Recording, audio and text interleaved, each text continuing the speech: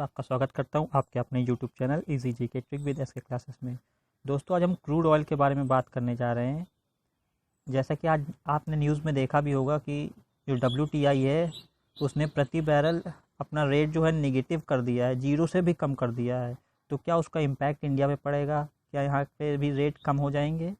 तो इसकी पूरी जानकारी के लिए आप वीडियो पे बने रहें, और जिन्होंने मेरा चैनल सब्सक्राइब नहीं किया है चैनल को अभी सब्सक्राइब कर लीजिए। चलिए वीडियो को शुरू करते हैं।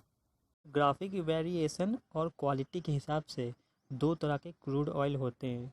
जियोग्राफिकल वेरिएशन मतलब कि अलग अलग जियोग्राफिकल लोकेशन पे जो पाए जाते हैं, और दूसरा होता है उसकी क्वालिटी कैसी है। तो क्वालिटी कैसे जज की जाती है? उसकी एपीआई ग्रेविटी देखकर और सल्फर कंटेंट कितना है उसमें, उसको देखकर उसकी क्वालिटी निकाली जाती है।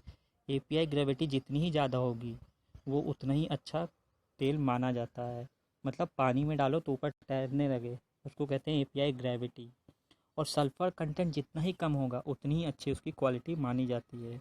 तो इस हिसाब से देखिए दो प्रकार के होते हैं, एक होता है ब्रेंट क्रूड ऑयल और दूसरा होता है WTI।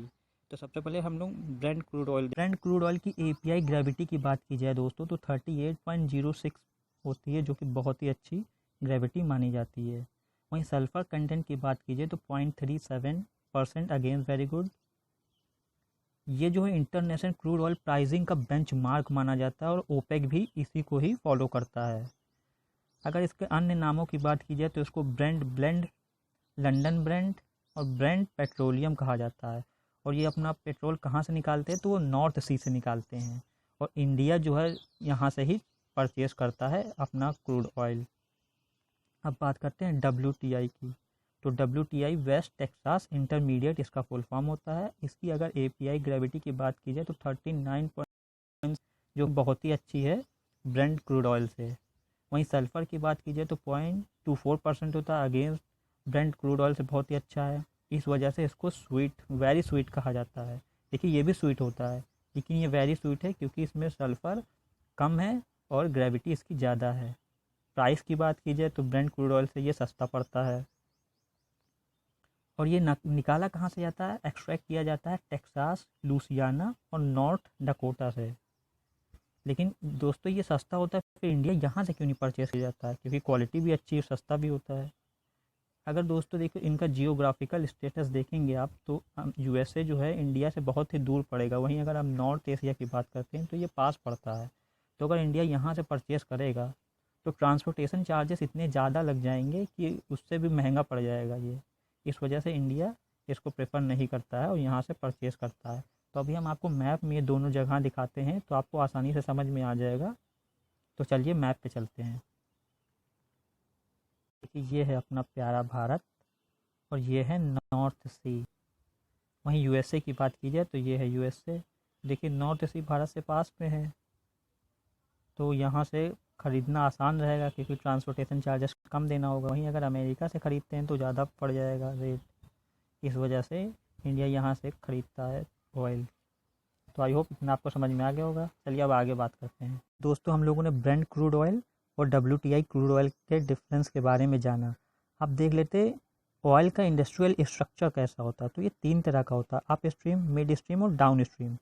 तो अप स्ट्रीम का काम होता है पहले तो जियोग्राफिकल सर्वे करना कि कहाँ पे तो तेल हो सकता है, वो ढूंढना, फिर वहाँ सर्च करके तेल को निकालना। इतना काम होता है अप स्ट्रीम का। तो ये कौन कौन सी कंपनियां करती है? ONGC यानी oil and natural gas corporation, और दूसरा करता है रिलायंस इंडस्ट्रीज़। अब बात आती है मिड स्ट्रीम की। मिड स्ट्रीम का क्या काम होता है? तो वो इन दोनों के बीच में एज अ मीडिएटर का काम करता है, इसीलिए इसका नाम है मिड स्ट्रीम।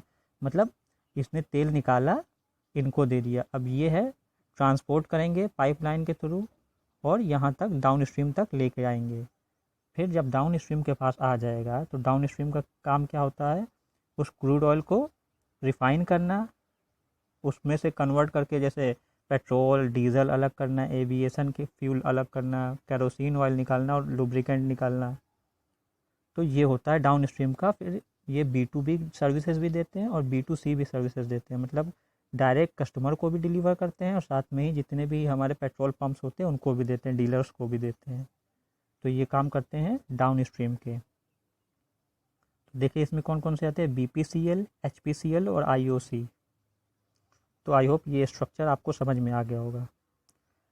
तो अब बात करते हैं करंट अफेयर की। तो WTI ने प्रति बैरल -37.63 की भारी गिरावट कर दी है क्रूड ऑयल में। ऐसा उसने इसलिए किया है क्योंकि अब उसके पास स्टोरेज की कमी होती जा रही है।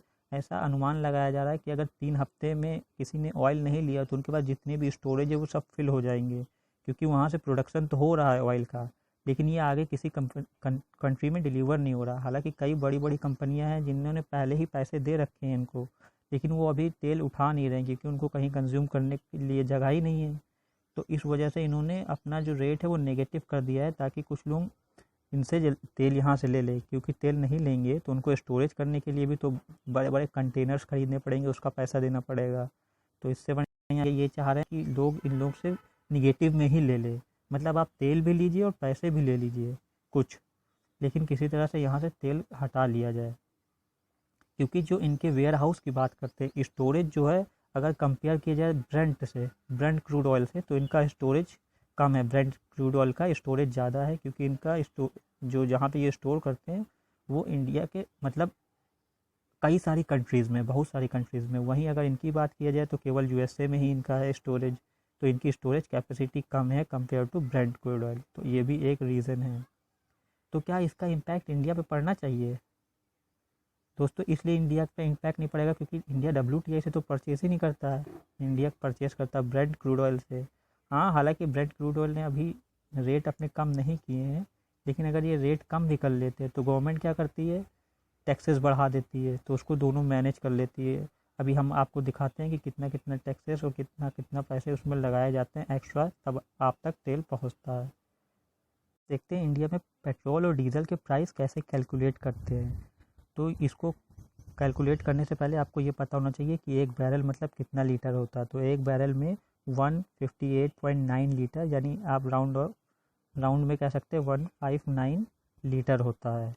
अगर गैलन की बात करते हैं तो 42 US गैलन, अगर UK गैलन की बात करें तो 35 UK गैलन बराबर एक बैरल होता है। अब देखते हैं कैसे प्राइस कैलकुलेट किए जाते हैं। तो देखिए, जब तेल को रिफ़ाइन कर लिया जाता है, सब कुछ करने के बाद जो फाइनल ऑयल आता है हम लोगों को रेट पड़ता है 27.96 का, इतना गवर्नमेंट को पड़ता है। फिर गवर्नमेंट इस पर अदर एक्सपेंसेस लगाती है 0.32 का, मतलब ट्रांसपोर्टेशन चार्जेस। फिर एक्साइज ड्यूटी यानी सीमा शुल्क लगा दिया जाता है इस पर 28.28, ये सेंट्रल गवर्नमेंट लगाती है। डीलर का कमीशन जोड़ा जाता है 3.5 रुपये के आसपास। फिर जो ये स्टेट गवर्नमेंट लगाती है वैट 14 रुपये 79 तब जाके ये रेट आपको कैलकुलेट करने पर ये जो प्राइस आता है जो कस्टमर तक पहुंचा है वो 69.59 पर लीटर के हिसाब से पड़ता है। तो ये गवर्नमेंट ये सारे टैक्सेस अगर हटा लेती तो देखिए कितना सस्ता हम लोगों को पड़ सकता है, लेकिन गवर्नमेंट की भी मजबूरी है, उनको भी पूरा देश चलाना है, तो उनको इतने सारे टैक्सेस लगाने ही पड़ते हैं। कई बार ऐसा होता है कि इंटरनेशनल मार्केट में रेट कम हो जाते हैं, लेकिन गवर्नमेंट जैसे ही कम होती है तो गवर्नमेंट ये एक्साइज ड्यूटी बढ़ा देती है, वैट बढ़ा देती है अपना। और कभी जब ऐसा होता है कि बहुत ज़्यादा जब रेट इंटरनेशनल मार्केट में बढ़ जाते हैं तो गवर्नमेंट इस टैक्स को कम भी कर लेती है। तो इस तरह से वो मैनेज करती है। तो ये तो थी पेट्रोल की बात। अब देखते हैं कि डीजल में क्या होता है। तो डीजल जो पड़ता है वो पड़ता है 39.59 का। अदर एक्सपेंसेस इसमें 0.29 पैसे होते हैं। और एक्साइज ड्यूटी जो गवर्नमेंट इस पर लगाती है वो 18.83 लगाती है। और डीलर का कमीशन इसमें 2.49 होता है। वैट जो लगाया जाता है वो 9 रुपये 19 पैसे लगाया जाता है। तब जाके ये जो रेट आता है वो 62.2 रुपये का आता है। देखिए दोस्तों ये एग्जैक्ट नहीं है, ये फ्लैक्चुएट होते रहते हैं परसेंट, लेकिन मैंने एक रफ़ आइडिया में आपको बताया है। और ये जो डेटा मैंने लिया है वो 16 अप्रैल का लिया है, इसी महीने 16 अप्रैल 2020 का। तो इसके द्वारा हम आपको समझाना चाह रहे हैं कि कितना टैक्स गवर्नमेंट इससे कैलकुलेट करती, कितना कलेक्ट करती है इससे टैक्स। अगर पेट्रोल के और डीजल से कंपेयर किया जाए एक्साइज ड्यूटी और वैट की, तो देखिए यहाँ पे वैट कम होता है डीजल में।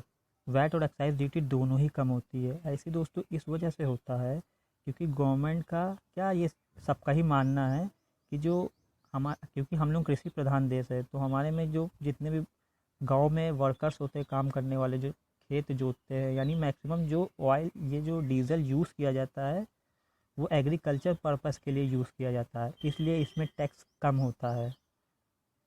तो ये तो था कुछ एनालिसिस।